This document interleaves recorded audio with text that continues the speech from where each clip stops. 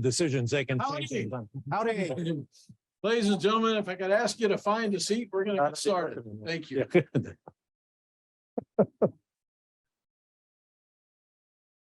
The professor emeritus is positioning himself appropriately for dinner. That's a Bush School icon. He can do whatever he wants. Well, welcome everyone to Bush School DC, and this is the final event of the Bush School's 25th year anniversary. We've been celebrating all year long, and this is it. And we think we've got a great program for you tonight to close out that celebration. And while every one of you is really special to the Bush School, truly you are, we love the fact that you're here. Allow me to introduce just a couple of special guests who've joined us tonight. First of all, the former dean of the George Bush School, the former White House Chief of Staff, and the former Secretary of Transportation, the Honorable Andy Card and Reverend Kathleen Card are here.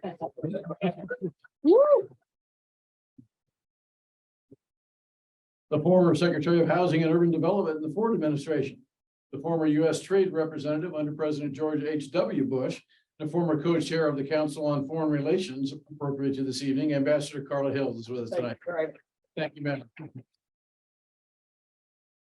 My running mate in College Station, Texas, that's a figurative term, as you can probably tell, and the CEO of the George and Barbara Bush Foundation, and my personal fashion icon, Mr. Max Anger. Bush School Professor Emeritus, the well-fed Dr. Jim Olson is here with us tonight, along with his wonderful wife Meredith. The founder of BizCorp, the former head of the Overseas Private Investment Corporation, Mr. Rob Mosbacher Jr. is here tonight. Sir, thank you for being here. Along with the former Minister of Foreign Affairs of Colombia and the former Ambassador of Colombia to the United States, Ambassador Carolina Barco. Pleasure to have you here tonight. Tonight's program is going to end at 6:30 because our students have to get to class. So I just wanted to give you a heads up on that. The reception, though, will continue after the program for those of us lucky enough not to have to go to school. So I'll see you there. Our moderator this evening is Dr. F. Gregory Goss III, who is a phenomenal faculty member for the Bush School, as he has been at multiple other places. Greg earned his PhD in political science from Harvard University. He studied Arabic at the American University in Cairo and at Middlebury College. He was on the faculty at Columbia University for 8 years and was a fellow for Arabic and Islamic Studies at the Council on Foreign Relations.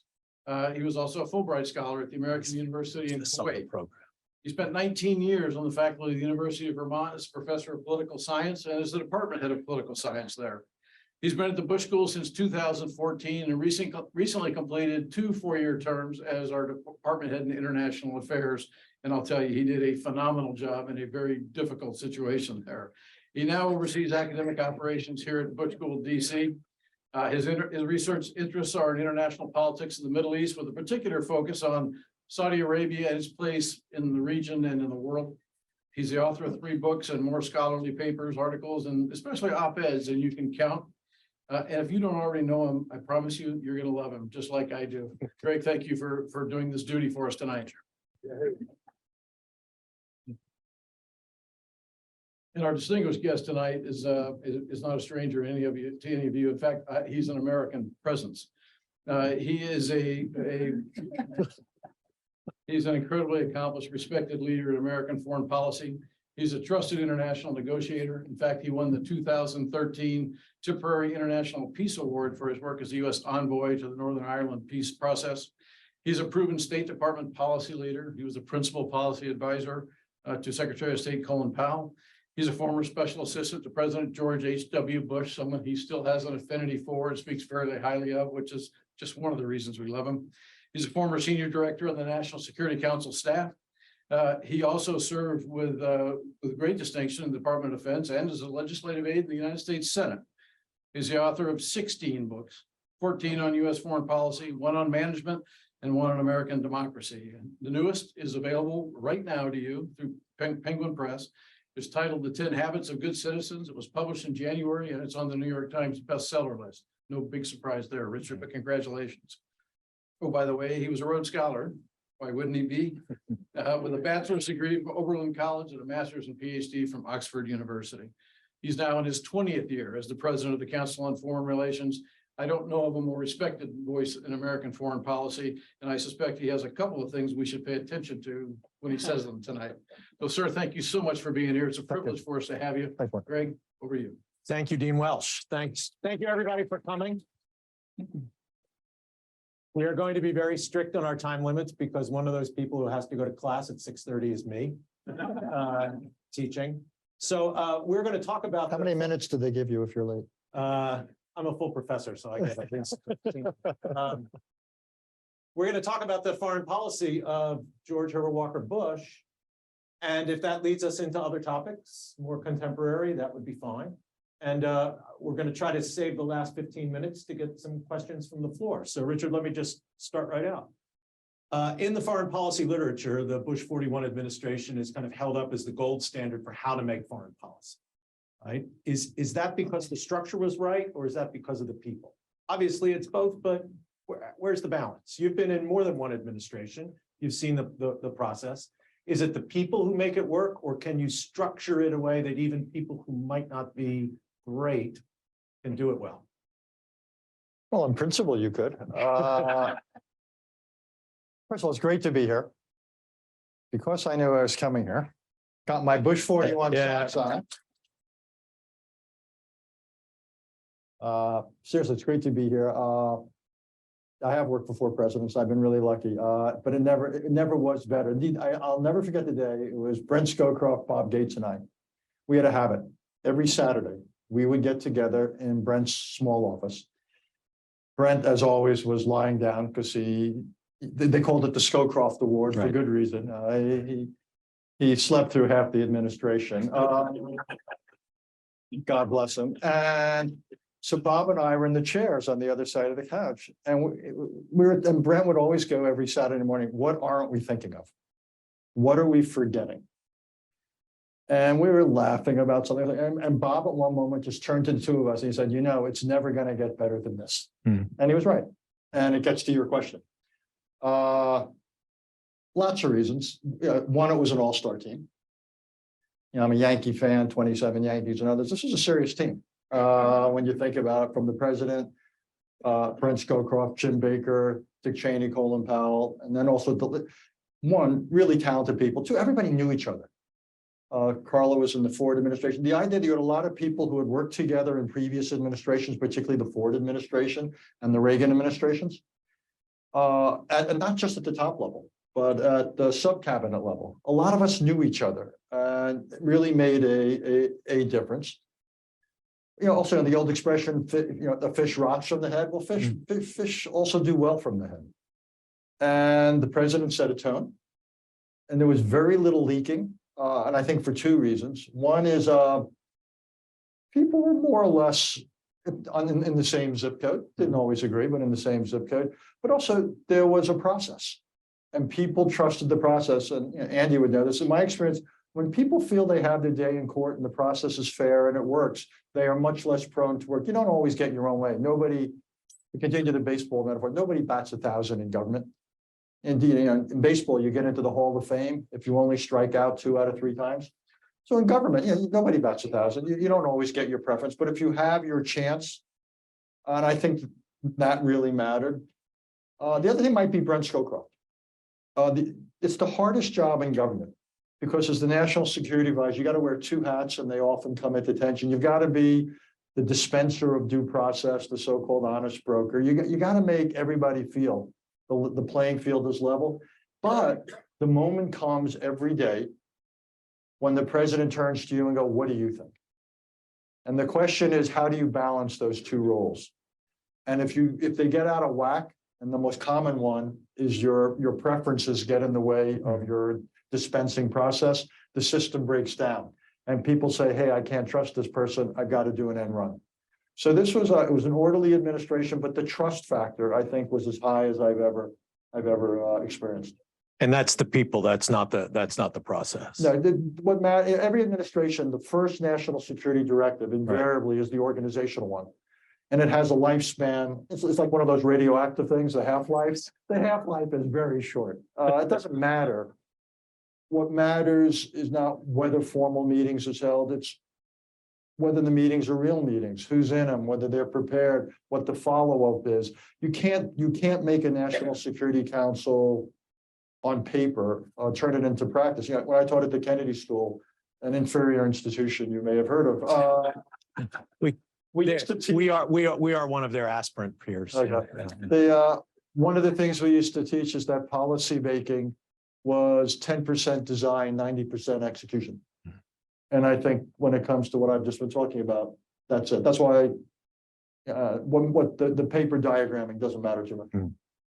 There was no Bush 41 doctrine, the way there was doctrines for all sorts of presidents. Was that actually a strength of the foreign policy process? Because there wasn't kind of some big overarching thing you had to fit everything into? Well, it's an interesting question. I'd say a few things. One, doctrines can be good or bad. Not necessarily. I mean, they can give you first order guidance, then get you in a little bit of trouble if it's an ill-advised doctrine. And because they give you first order guidance doesn't mean they give you real guidance. I mean, think about it. We had containment as a doctrine for 4 decades. And some people said containment requires that we fight this war in Vietnam. Right. Others would say we have this doctrine. It doesn't. So doctrines are on my short list of the most overrated things in this town. I've never been to an interagency meeting where someone said, oh, we have the following doctrine and therefore we have to take the following policy position. That has never occurred to me in 4 administrations.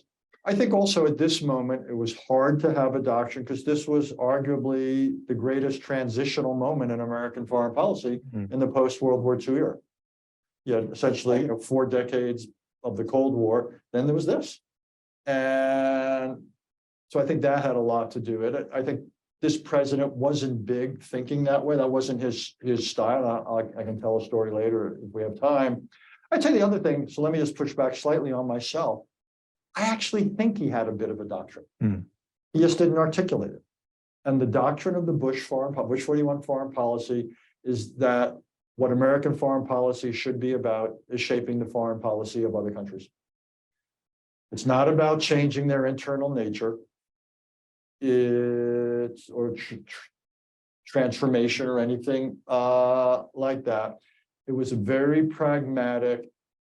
We are open to a better relationship that we're going to try to influence their choices. So it was a very practical approach to international relations, focusing on what countries and governments did beyond their borders rather than within them. So I actually think in some ways it's an archetype of a classic realist foreign policy. And that's very clear in the way you dealt with China in the administration, and you took some heat for it. Yeah. Could you talk a little bit about the post-Tiananmen Square? Yeah, I mean, the president, it's one of the first crises of the Bush administration. I think it was June, do I have my dates right, of '89? Yeah, sounds right. And you had the protests in Tiananmen Square, the reaction, overreaction, however you want to call it, of the Chinese authorities. A lot of people were killed. And so what the president was faced with, again, was a classic foreign policy problem. Short run versus long run. But again, the tension, and it's been a recurring tension in American foreign policy between a focus on what governments do within their borders, how they treat their people, human rights, other such issues, as opposed to how they act beyond their borders. And this president was uniquely positioned to think about it because he was the person who was the liaison office before we even had an embassy in China. So what he didn't want to lose at this point was the momentum of 2 decades of improved US relations with China. He felt though we had to do something. So what it was a measured reaction and too little for a lot of his critics. But he would basically said, I'll take the heat because I'm making an investment. And I think the other side of it was we could have jumped up and down. We could have sanctioned China till the cows come home. We could have shut down embassies. We could, and so what? Do we really think we would have influenced them 1 iota? I would say no. So his view was do the right thing, take the heat, get the long-term payoff. I think history proved him right, but you know, again, the critics had a field day, but I think he was essentially correct in how he, if he had a weakness there, and it was a recurring weakness of his presidency. He often did what I think was the right thing, and he was content to do the right thing. What he wasn't good at was explaining why he was doing the thing he was doing and why it was right.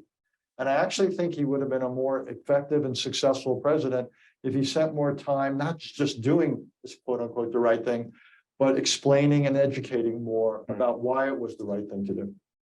So German unification is probably the most important and lasting legacy of the Bush 41 foreign policy. And the story of that is less about dealing with adversaries and more about hurting your allies, some of whom were extremely reluctant to go along with this.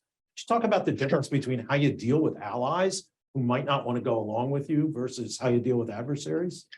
Well, Professor, I actually think that's one of the most interesting topics in American foreign policy. Think about it. So much of what we talk about in foreign policy is how you deal with adversaries. And you have a whole toolkit. And we've spent a lot of time thinking about negotiations, conflict, arms control, what a treat. Deterrence. We have a playbook for that. We don't have nearly as much of a playbook for dealing with allies or partners.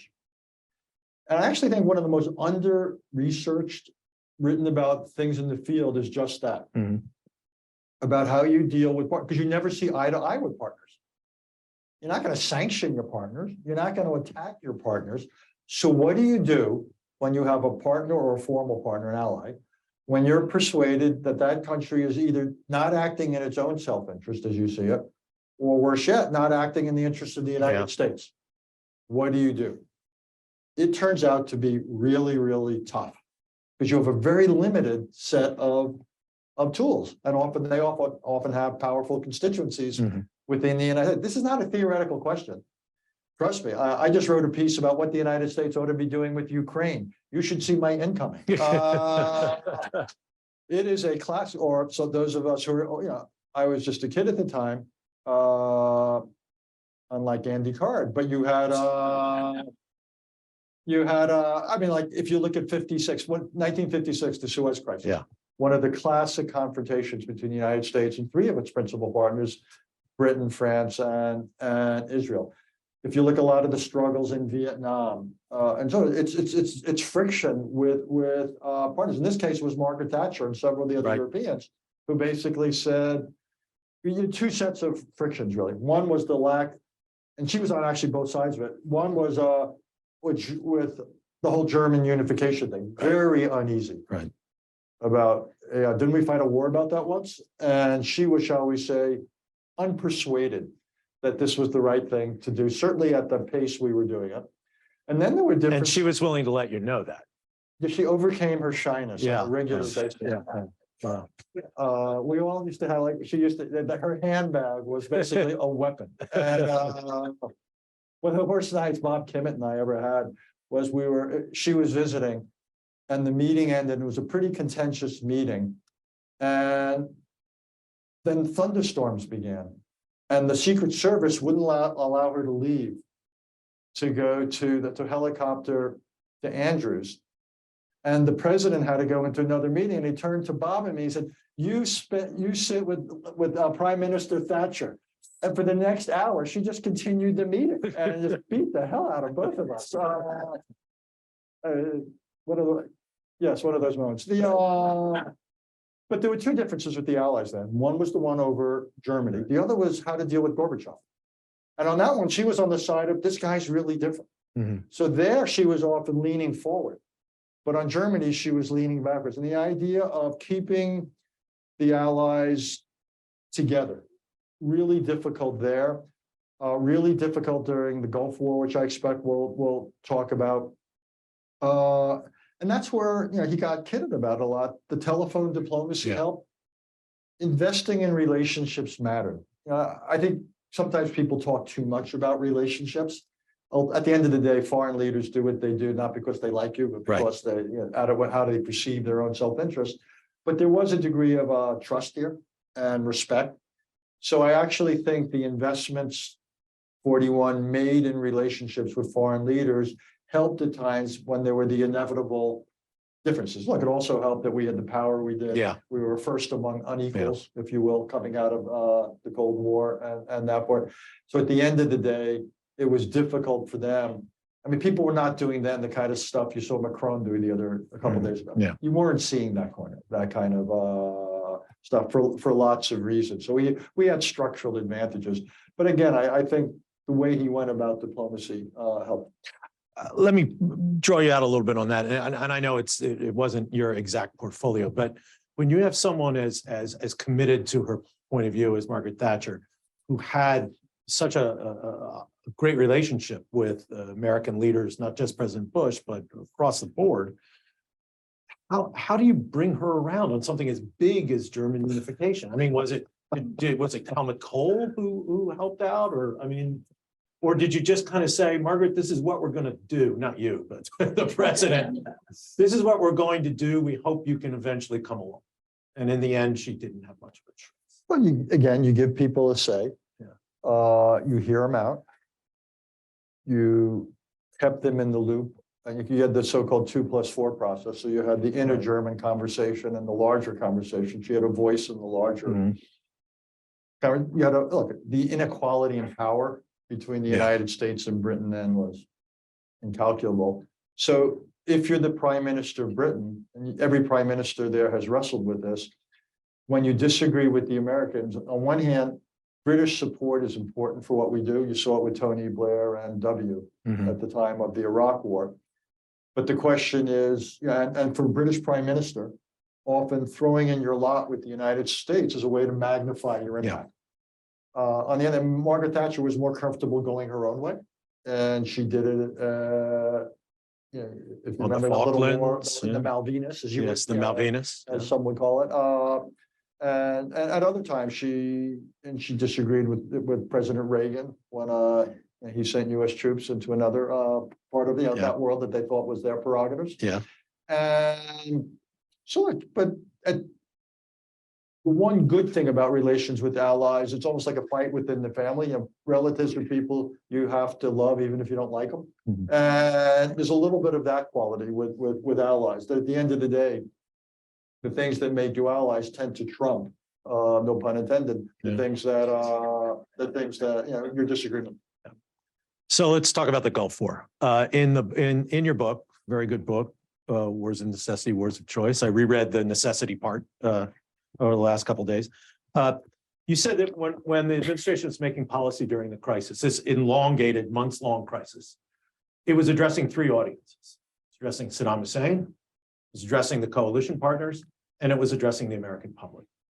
Could you talk a little bit about the tensions in that? Yeah, it was actually more than three audiences because the coalition partners were so diverse. Yeah, the Arabs, the Europeans. We literally at times Soviet were, Union. I was the president's principal speechwriter for that phase of policy. And when I would talk to the interpreters about their choice of words. And it wasn't that I was fluent in 23 languages, obviously not, barely fluent in one. But but just to get about how it would play. If there were certain ideas that we thought would be in Arabic, or we'd go through it. But yeah, I mean, this was the first crisis in some ways. I think it's hard for people to appreciate if they weren't alive at the time. So this is just over 3 decades ago. This was the first war brought to you by CNN. There was an instantness and at times we literally were standing in the Oval Office, and you'll remember this.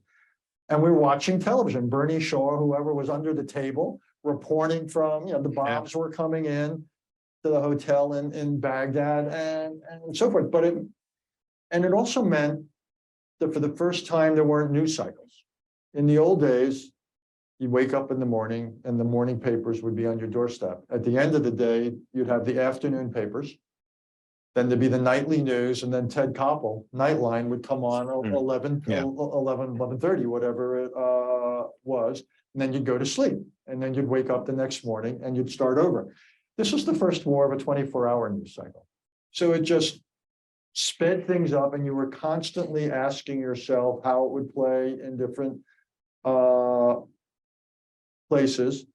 There were no smoke-filled rooms here. You had to be consistent. And it just made it tougher. It was the first time I got a sense, me, the historian, about how diplomacy was potentially going to be made more difficult. Because you lost both the ability, it's hard to keep things private. You didn't have as much time to think. Things were out there all the time. And it just made it tougher. And the funny sort of way, Saddam made it easy on us. Yeah. Because it was so blatant what he did. And he so often didn't do things that could have made it difficult on us. We were Right. prepared for a zillion contingencies that he never forced us to consider. By doing half loads and quarter loads. Right, And right. he was just so heavy-handed and clumsy. He made it, but you don't always get that luxury, but for a first crisis of this new world, in that sense, we were fortunate in our adversaries. Let me ask about one specific incident in that run up to our initiating hostilities in January. The meeting between Secretary Baker and Tariq Aziz in January. I got the impression. It's on the record. I got some. Yeah. No, Okay. well, no, well, of course it's not on the record. So I got the distinct impression, both from other things I've read and from your book, that was largely aimed at convincing a domestic audience, particularly in Congress, that we had gone the extra mile and thus support for use of force was important. But it led to a lot of backlash from members of the coalition. How did that get managed? And then tell the story that you want to tell about Tariq Aziz blowing cigar smoke in your face or whatever it was. No, I wasn't there. I sent one of my deputies there. Not quite. Because you have to remember, yes, it was important to check every box and show that the use of force was something of a last resort, almost consistent with just war theory. Mhm. But there was a big range of views, shall we say, and projections or predictions about how the war would play out. And I would say there were those who were fairly confident it would play out as it did. Mhm. And there were those who were less confident Right. it would play out as it did. I don't think, again, people remember, the newspapers every day were filled with all the pundits, the pundit class was out there testifying before Congress, telling us that there'd be 20,000, 30,000, 50,000 American deaths. I mean, it was, and you never know. The battle-hardened million-man Iraqi army. Yeah, exactly. And you think the Russian army is exaggerated in Ukraine? Nothing compared to what was going on then about the Iraqi army and the predictions. All I'll say is, I think this is the kind of stuff. Yeah, I gotta be careful. I think the Secretary of State made a good faith effort to bring about an agreement to prevent the war. And all I can say is, whenever secretaries of state or negotiators travel, they get instructions. In this case, so we sent the instructions cable. It was drafted by a certain person sitting in this room. And when the Secretary of State got it, I mean, it was me, he asked, is this from the president or is this from Haass? And when he very quickly figured out it was not from his boss, but it was from me, you can imagine the impact these instructions had on Jim Baker. Anyhow, again, the Iraqis weren't interested. And so the meeting was the check the box meeting. But I don't think it wasn't that cynical on our part. That if we had a good faith Iraqi response and they would have backed out completely, because we had prepared for that, not half withdrawal, Right. not conditional, but if they had basically done a complete rapid, we would have said, okay. Now, it would have created a demanding environment in terms of protecting Kuwait. Right. In terms of deterring renewed Iraqi aggression, we were prepared for that. And as it turned out, we had to do some things anyhow, because Saddam wasn't overthrown, as many of us thought he might be. But so it was a good faith effort, and we felt in a sense we couldn't lose. Either it would keep the coalition and the domestic politics together. We already had in some ways, the country lined up because we had the UN resolution. Right. When we got the UN resolution in November, Then subsequent to that, we got Congress on board. But after the Aziz meeting, right? The votes were after the Well, Aziz I meeting, can't remember pretty the- sure. Okay, that I can't Pretty remember, sure. sorry, you may be right. But with the key thing, we knew once we had the UN on board, we Yeah. figured we had the Congress on board, that we weren't willing to go the other way around. That turned out to be a good choice because we Yeah. barely won the congressional vote. The Yes, vote in the Senate, I think, was what, 48-52 or something? yeah, Sam Nunn later said it was the biggest mistake he ever made. right. Voting against it. By the way, it's really interesting. The Senate vote on the Gulf War was a Was, cliffhanger, unlike the Senate vote Vote on the Iraq War, it was 77 to Which 20 was- something, yeah. One-sided, just and Yeah. it was all about politics. Sorry, all about politics. But anyhow, but we did make a good faith effort, and so I thought we couldn't lose. Though I had no illusions that if the Iraqis had gone out, my sense is it would have postponed something. We would have had recurring crises down. It would have been it would have created, shall we say, a situation. But they didn't, and so it became very straightforward. One more on the Gulf War. National Security Directive 54, which was the order to begin hostilities, right? Yes, sir. Said that there were certain conditions under which we would expand our war aims to change the regime. Right. And one of them was if he sets the Kuwaiti oil fields Yeah. on fire. He did, we didn't. How come? Could you talk about? Most of the other things that would have triggered it were the use of weapons of mass Mass destruction. destruction, That was the, attacks on the American homeland. yeah, some of- terrorism. Yeah, You're right. And all I can say is, when you draft war aims, it's in a very different environment. The way the drafting was done first by this group called the small group. Hmm. There was six, basically it was the deputies committee chaired by Bob Gates. And the deputies and myself. And then it went to the senior, to the president, the principals group, and it was done before the war. Yeah. And if you will, while we're still in Desert Shield, not yet Desert Storm. And we looked at, and then when it happened, it just at that moment, given the desire to put limits on what we did, it just no longer seemed to rise to the level to justify Mhm. Going, if you will, regime change or going on to Baghdad, which we were reluctant to do. And we were worried that because there were ways to deal with the fires mechanically.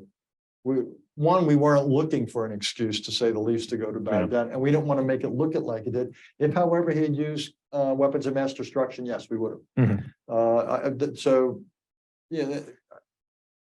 Again, there's a difference between drafting in the abstract and living in the reality. So after the liberation of Kuwait, the administration put together a Madrid conference. And recall. it led, yes, I think you were involved, led to the Oslo Accord indirectly, led to the Jordanian-Israeli peace treaty eventually. That's generous, but yes. Eventually. But it didn't lead to peace agreements between Israel and Syria, between Israel and the Palestinians. Yeah. Why? This is not something that one can talk about the Bush 41 administration. It was subsequent Well, administration. if we had had a second term, who Right. knows? Yeah, well, if you had a second term, would we have had an Israeli-Syrian peace treaty?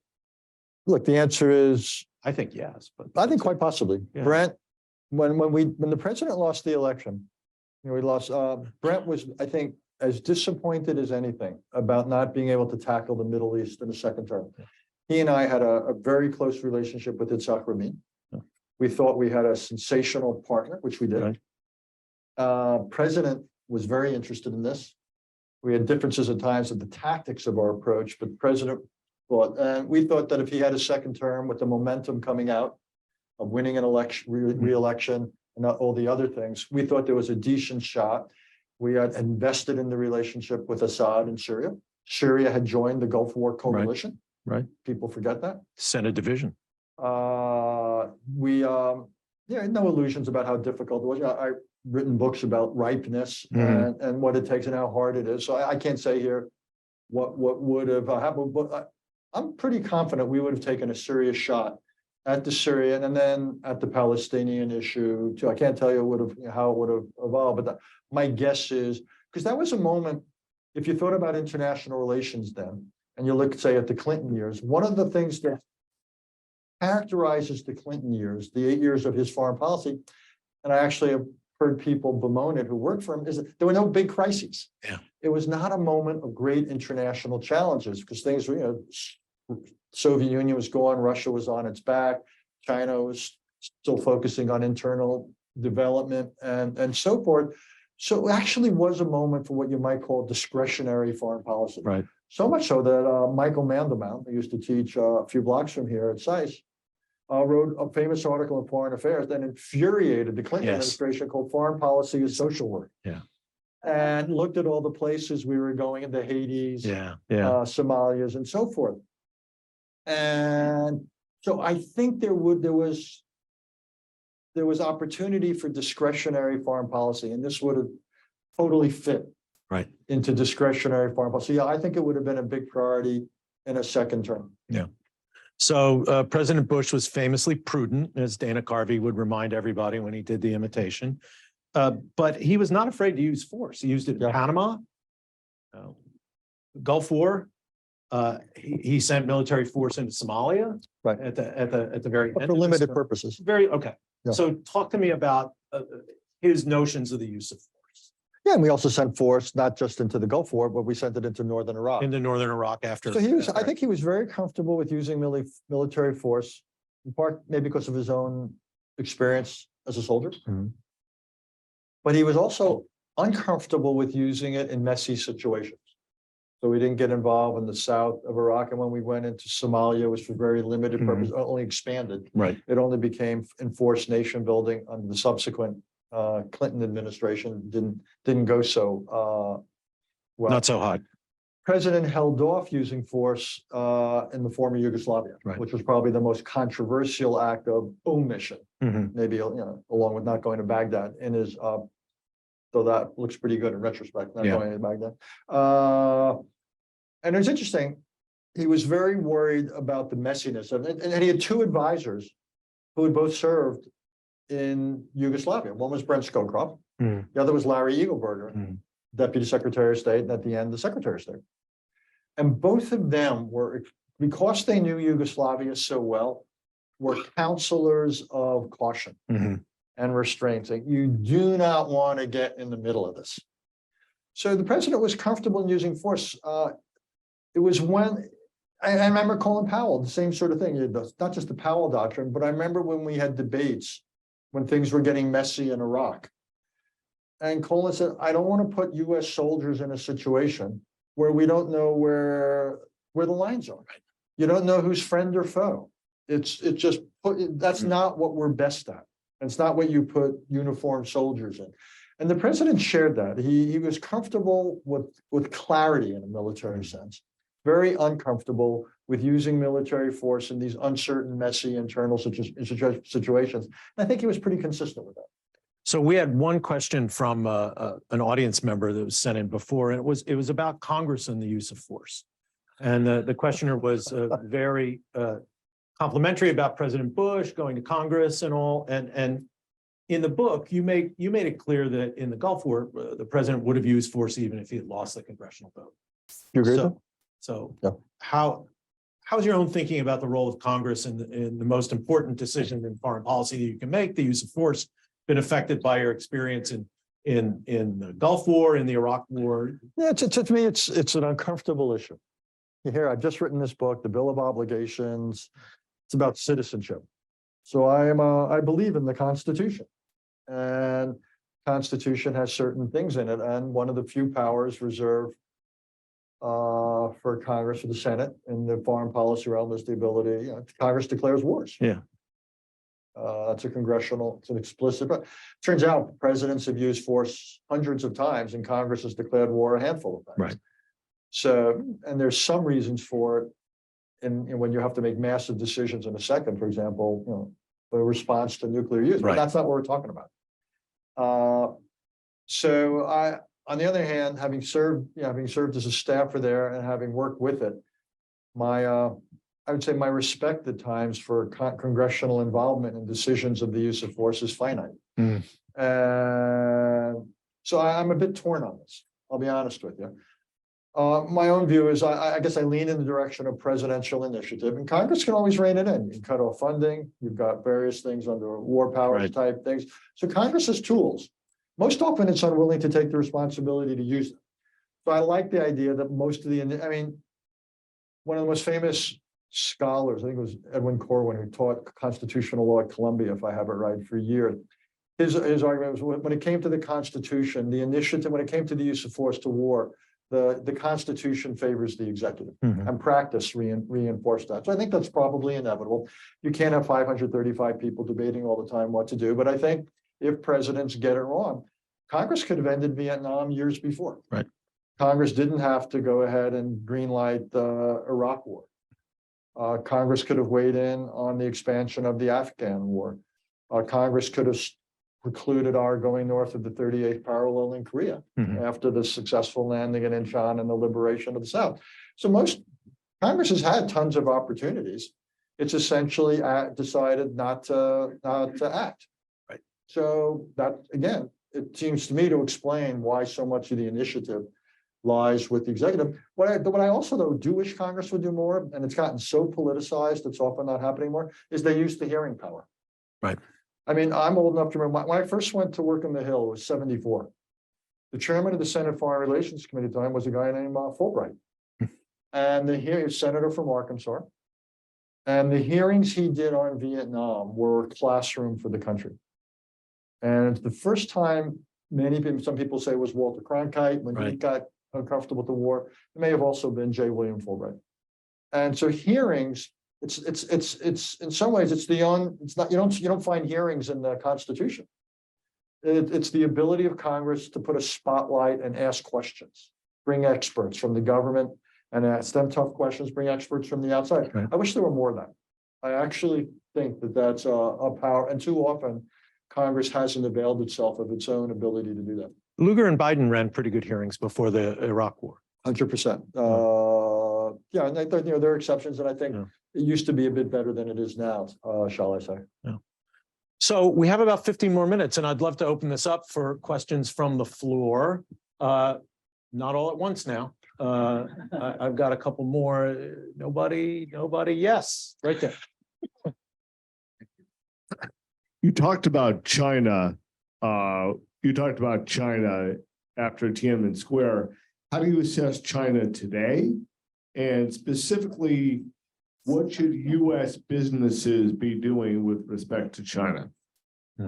Well, And we have 15 minutes. I know. We could use them all and then some. Yeah. Oh, look, this is the most important relationship of the moment. I would go back to something I said about 41. I think our goal here should not be on focusing on China internally, on its political structures. I do not think it should be the purpose of the United States, as if we could, to quote unquote, stop China's rise. I think we have every reason to regulate China's access to certain technologies that we believe would give them certain strategic or competitive advantages, which is something limited and quite different. Greg and I were talking about it before. I don't think we should have a reflexive anti-Chinese position just because China might negotiate something between Iran and Saudi Arabia. It doesn't make it per se bad. Indeed, I encourage them to take on the Palestinian issue. Yeah. I think it would be I think Wang Yi could use up a lot of valuable time doing that. It would serve them right. Well, look, I think what we want to do is try to shape Chinese choices on matters that is two at the moment. I'd say several. Obviously, Ukraine. One is we don't want them helping Russia in certain ways, and if China put forward a peace proposal, okay, I'd say bring it on. Let's challenge them. Let's challenge them to make good on it. Use some of that influence they've got.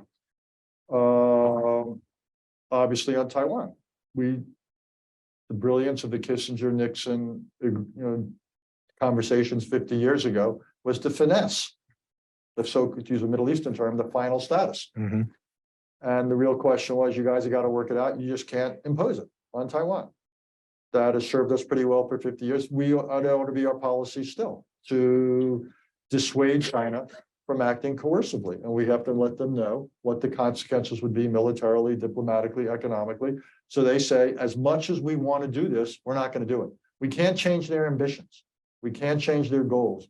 We can change what they do on behalf of their ambitions and their goals. So that ought to be our policy. I'd like to influence them on North Korea. I got a long list of things I'd like to try, but that's what I would focus on. And I'd be open to areas of selective cooperation.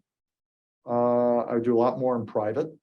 I'm not a great believer in public diplomacy when it comes here. But I worry. I think right now, people everywhere constantly call for bipartisanship.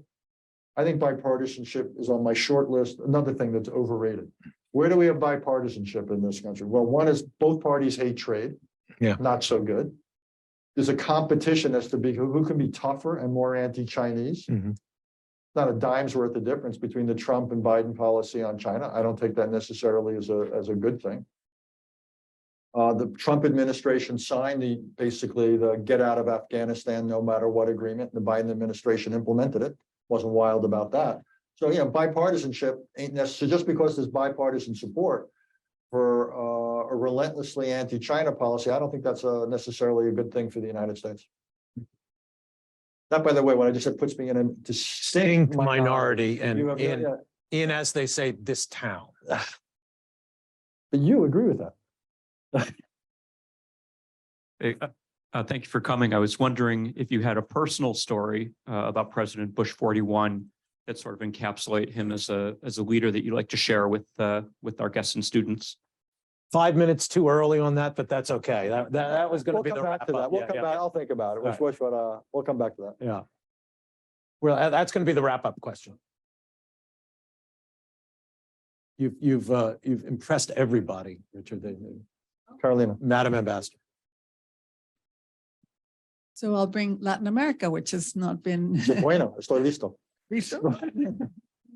No, well, my father was president of Colombia when President Bush went down to talk about the issue of drugs. And he was very, very brave because that was a time when Pablo Escobar was rampant and he wasn't so happy with the visit from the American president. And yet President Bush decided to go. And they had the meeting with Ana Garcia, Peru, and Paz Zamora from Bolivia to talk about what they could do. And out of that came the Andean preferences and all the concern to try and create opportunities to see if we could move away from the drug trafficking. So I think this showed, I mean, the kind of decisions he was willing to take, because apparently he had a lot of his counselors who weren't so happy about this decision to go ahead. I was wondering if you could elaborate on this and tell us about his interest in Latin America and why he took this step. Carla could probably do it better, so I'll start, and if she wants to chime in, I would invite her, but he was interested in it. He was comfortable with it. Big part of it was Fred, but the immediate one, actually, when he became president, was calming things down in Central America. Mhm. A big part of the Reagan foreign policy was focused on that. What was going on in Nicaragua, what was going on in El Salvador, and what we wanted to do was not have American foreign policy so caught up in that. There was a desire to really dial that down. And Secretary Baker, Bob Zellick, and others really handled that well. And a funny way, you didn't hear a lot about it, which was a really good sign. Because it had been such a dominant. So that was one thing. Second of all, was obviously and Carla's the person on the whole NAFTA experience, but doing that, I think there was, he had the problems in Panama, but that was unique to that situation. That wasn't really a Latin issue so much. That was an issue which had by and large, I think what was different in his administration, in some ways more than the other Republican administrations, is Latin America was approached quite pragmatically. For a lot of other administrations, it was dominated by a certain anti-Cuban, quote unquote, anti-communist type ethos. And that wasn't the case here. It was much more businesslike. And I thought that was a healthy thing. So by and large, Latin America doesn't get the attention it should. I get it. But the attention it got here was I thought serious. And all I can say is I've been in a lot of administrations that wasn't the first word I would use but it was really pragmatic. And in some ways it was just to reduce the temperature, particularly in Central America, and then to go down the path of NAFTA, which I think was one of not just an economic tool, but I think it was a great strategic gain for the United States. And by the way, the best immigration policy we've ever had. That's for sure. In the back there, and then we'll get to the question about I think. that we postponed. Richard, speaking of pragmatism, how do you think President Bush? Anybody can get here. How you doing? How are you? Good to see you. Right, exactly. Speaking of pragmatism, how do you think President Bush would have handled Ukraine? That's an impossible to say in the sense that you never know. I mean, that's kind of a what if historically. Look, I think the Biden administration handled it quite well. I think we've gone from an America first to an alliance first foreign policy. I see it in Europe. I see it in Asia. One could debate a little bit some of the specific weapons decisions about what we've provided, but the directionality, the arrows in US foreign policy towards Ukraine up to now have been extraordinarily good. Indeed, we had this meeting 15 months ago, or right in say February when the Russians went in. And you had said 15 months later, you would describe where we are now, that Ukraine's still in control of what, 85% of its territory. Any one of us would have signed on that offer, right? It was too good to be true. Well, that's what's happened. It's been a remarkable, largely because of Ukraine, also the failures on the Russian side. But I think the United States has led. This isn't leading from behind. I think this is actually good old fashioned leading. We've done a good job with the problem is, I think the policy is, that phase of the policy is coming, played itself out. I had a piece in Foreign Affairs a few days ago suggesting that we need to adapt a new strategy now. But I don't think this one can weather a few more years. I don't think Ukraine can survive the kind of pummeling. It's almost the old line about Vietnam. I don't want to see Ukraine destroyed in order to save it. I don't think we have the equipment and ammunition to keep supplying it at the level we are. We've got other strategic concerns in Asia and the Middle East.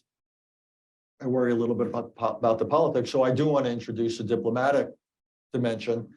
I'm not sure the other side's interested, but if not, it helps shore up our political support for it. But also, I want to test the other side, and I designed a political approach that neither side has to give up its goals. I just want to ceasefire. I want them, and they can, we can keep sanctions in place and diplomacy. I just don't want to see the war continuing at this level of intensity.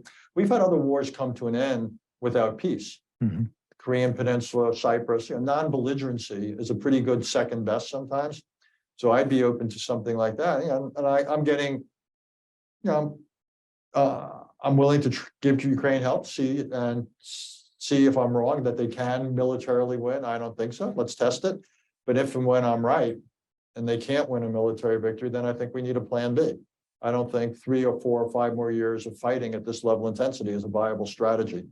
What he would have done, I have no, but this is a classic war. This is not a war, but he would have, if you look at everything he did, this is an old-fashioned war. This is as close as we've had to Saddam Hussein's aggression against Kuwait. We're fighting over the same principle.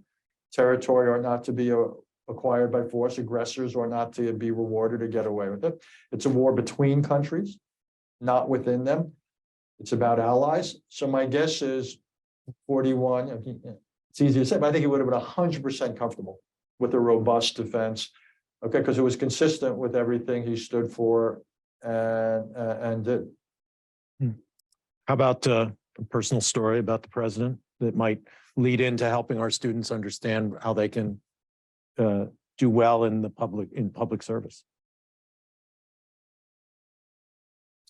Well, say I need to have a better answer because I'm going to start thinking of better answers to this. Because one, as I remember, it was one of the. I got married in November of 1990. Good timing. Great timing. It's the most expensive honeymoon I never took. Instead of, so the next day, I got on a plane. I got married in Boston and flew over to Europe because the president was meeting with President Gorbachev in Europe. And so I had to join him there. And then we had to go to the Persian. We spent Thanksgiving with the troops. This is during Desert Shield. The troops are in Saudi Arabia, Dhahran and other bases. So we're working together on Air Force One, and I'm standing there. And Brent goes to the president and he says, Richard just got married and this is his honeymoon. And the president looked horrified. He had no idea, felt really badly. And he said, and he literally wrote a letter to my new wife saying, I apologize, please forgive me. All I can tell you is Richard was in the desert with me, honest. Which is now framed on the wall with the picture of him signing the what's revealing about it is that government's a very personal thing, particularly working at the White House. It's unbelievably small. Every president gets to a point, 4,000 people government-wide. It's a few hundred at the White House, and particularly then the NSC was tiny, maybe 1/10 its current size. You spend a lot of time with these people. And what you realize is there's nothing about the policy making, I guess actually to Greg's first question, there's nothing about the policy process that's preordained or inevitable. I mean, we talked about the Gulf War. Different presidents would have said, we're not going to send troops, let's just put sanctions there. That'll be enough. The idea that you would actually send 500,000 American troops halfway around the world. Are you kidding that was obvious? That virtually any of the president would have done that? No way. No way. A lot of it, so you realize how much people matter. There's nothing about history that's baked into the cake. And so the relationships just matter. So it's all the intangibles, and it's the kind of stuff that the books don't really capture often. But it's the quality of the people and the quality of the environment. And I actually think the fact that he would care about this young staffer who at that point he didn't know all that well. I spent every day with him basically for the next year, but up to that point I hadn't seen a whole lot of him. That he, President of the United States would care enough, tells you something about the environment you were working in. Well, the dean mentioned earlier that the reception will continue, You're a minute late. but yes, I'm late for class. I'm late for class now. So we're going to have to wrap this up. Please join me in thanking Richard Haass. Okay.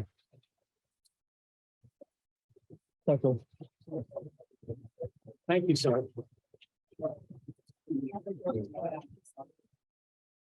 Enjoy dinner. I am going to run. That was fun. Great to see you. Nice seeing you again. Don't be a stranger. And good luck in the transition. Oh, sure.